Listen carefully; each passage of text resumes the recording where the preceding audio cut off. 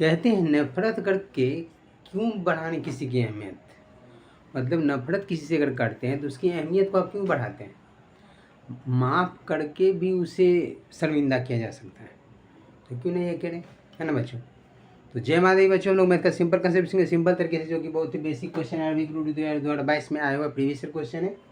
Basic तरीके से देखेंगे। क्वेश्चन का है कि एक व्यापारी ने एक वस्तु का मूल्य उसके क्रय मूल्य का 1.2/5 गुना अंकित किया, यानी 1.2/5 का मतलब 5 एकम 5 2 7/5 अंकित किया। किसका?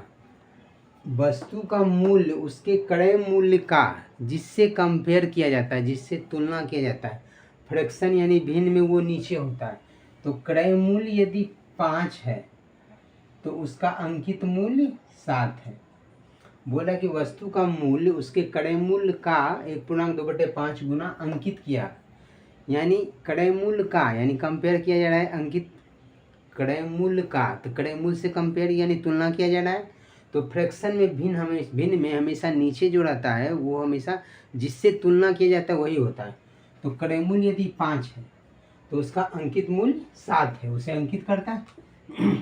मतलब ये क्रय मूल्य है यानी CP है, तो ये MP है। फिर बोला गया और उसने उसे अंकित मूल्य के 17/20 पर बेच दिया, यानी अंकित मूल्य के, यहाँ अंकित मूल्य से कंपेयर किया जा रहा है, यानी अंकित मूल्य 17/20 में समझ लो कि अंकित मूल्य के, यानी अंकित मूल्य से तुलना किया जा रहा है, यानी ये MP है। जिससे तुलना किया जाता है वो हमेशा भिन्न में नीचे होता है। तो ये यदि MP है तो बोल रहा है कि बेच दिया, यानी ये 17 जो है सेलिंग प्राइस यानी विक्रय मूल्य। क्वेश्चन में बोल रहा है कि उसने उसे अंकित मूल्य के 17/20 पर बेच दिया यानी विक्रय मूल्य। तो 17 अंकित मूल्य के यानी कंपेयर कर रहा है अंकित मूल्य यानी के। तो MP जो होगा भिन्न में नीचे होगा। तो 17/20 में 20 यदि MP यानी अंकित मूल्य है तो बेच दिया 17 में, यानी 17 आपका सेलिंग प्राइस है यानी विक्रय मूल्य है। तो यहाँ से SP पता चल गया, MP पता चल गया, यहाँ MP है यहाँ CP है। अब MP दोनों में कॉमन है, इसको बैलेंस कर लेंगे, कर सकते हैं बैलेंस। सिंपल सा बात है कि इसमें किससे गुना, 20 से गुना, इसमें 7 से गुना कर लेंगे।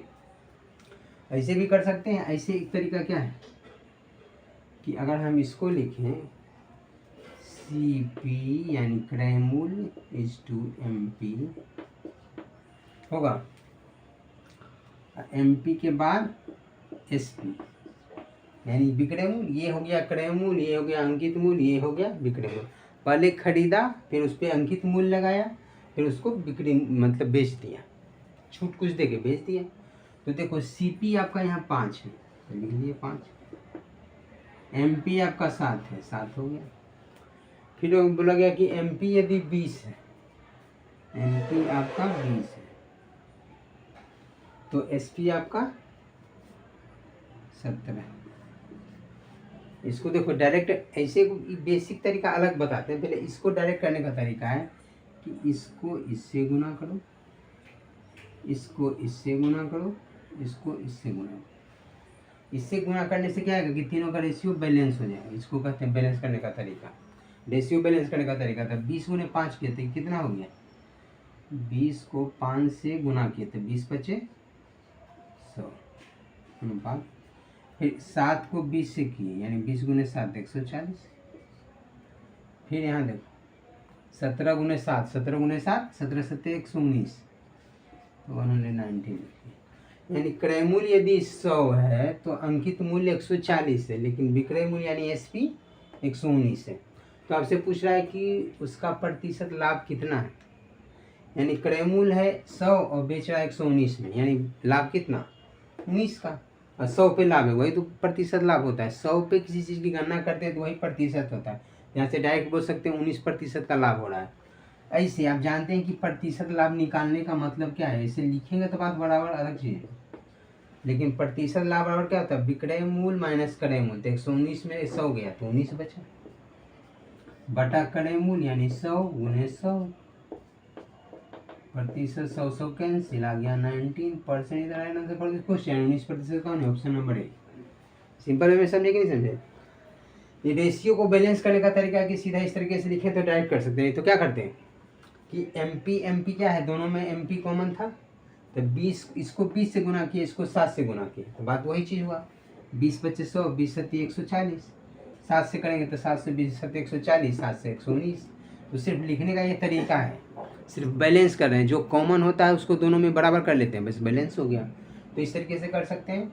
कोई लिखने का क्या तरीका है, वो सिंपल सा बात है कि वस्तु का मूल्य उसके क्रय मूल्य का 1/2/5 गुना, यानी 1/2/5 का मतलब 7/5 है, जिससे तुलना करे उसके क्रय मूल्य का, क्रय मूल्य से तुलना किया जाए तो क्रय मूल्य भिन्न में नीचे होगा।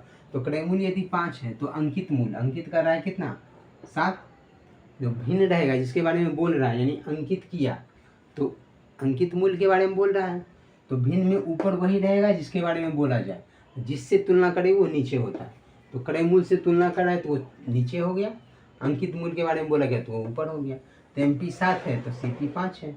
फिर बोला उसने उसे अंकित मूल्य के 17/20 पर बेच दिया, 17/20 पर बेच दिया, बेच दिया का मतलब सेलिंग प्राइस, तो 17 में बेच दिया, जिसके बारे में बोला जाए भिन्न में ऊपर होता है, तो ये बेच दिया यानी एस पी हो गया।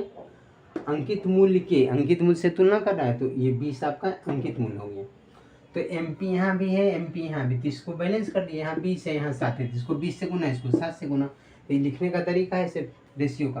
तो इस तरीके से लिखेंगे तो डायरेक्ट गुना कर लिए, तो 100 आ गया, 140 आ गया, इस क्रय मूल्य 100 यूनिट है, एम पी यानी अंकित मूल्य 140 है, एस पी यानी विक्रय मूल्य 119 है। तो आपसे प्रतिशत लाभ पूछ रहा है, प्रतिशत लाभ बराबर ये मत लिखिए, आप ये डायरेक्ट यहीं से बोल सकते हैं कि 119 का मतलब है कि 100 पे 19 का लाभ हो रहा है, 100 पे जितना का लाभ हो रहा है वही प्रतिशत होता है, तो 19% यहाँ से डायरेक्ट बोल सकते हैं।